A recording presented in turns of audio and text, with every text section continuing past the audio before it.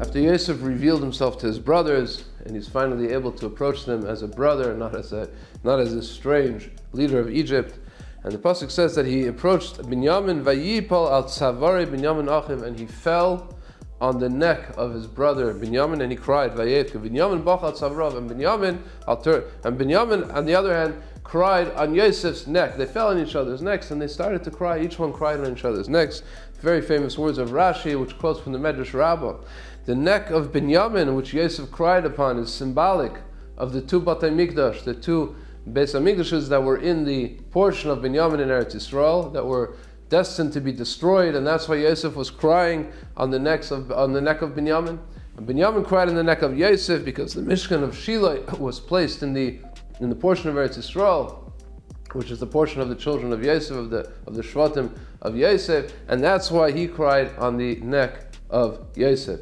Why is it that we find that the Mishkan and the Beis HaMikdash are symbolic of a neck? Why is it the neck that evokes the feelings and the memories of the Beis HaMikdash? Shem Shmuel quotes in the name of his father, Avnei Nezer. He says that a neck is something which connects all the flows of oxygen, of food, of blood, which flows between the different parts of a person's body, flows through this narrow part, the neck. Everything is contained within the neck.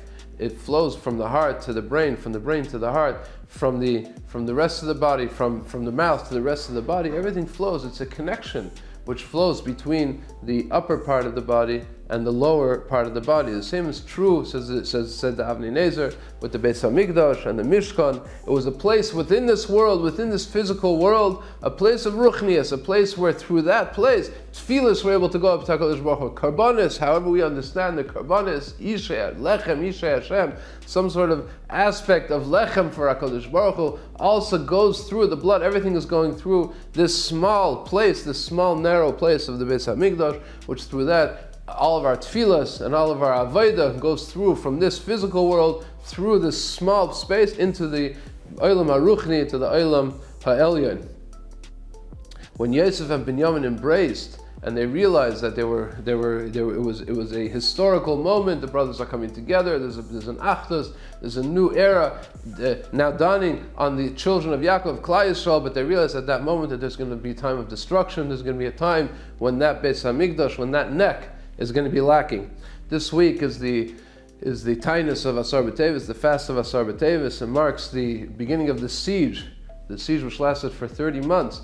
Siege of Yerushalayim, 2.5 years before the Churban, was when Nebuchadnezzar first cut off the city of Yerushalayim from the rest of the world. He besieged Yerushalayim, and it's a time when we reflect on the loss of the Beis HaMikdash and the loss of that place of Kedusha, not only as a place of Kedusha, a place where we're able to go, a place that was the pride of the Jewish nation, but it was also the place that connected us in a paramount way between us and HaKadosh Baruch Hu, between the Olam HaTachton and the Olam HaElyon.